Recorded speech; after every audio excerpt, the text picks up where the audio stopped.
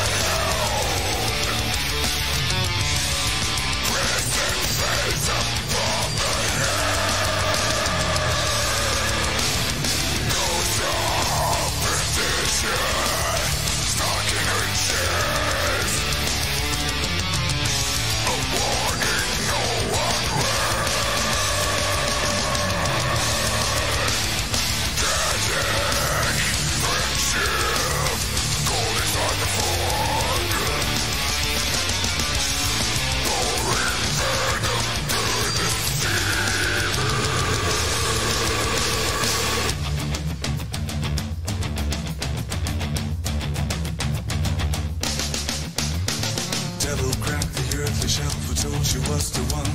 The hope into the room and said you have to live before you die young.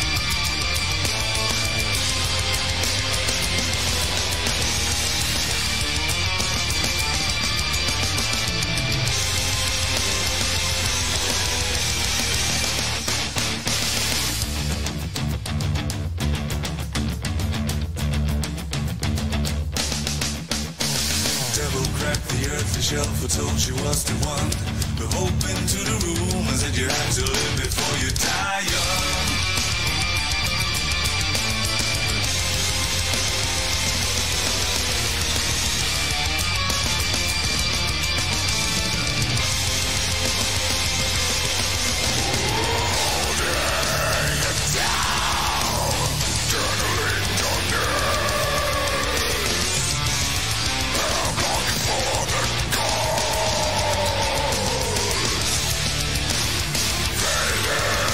Receive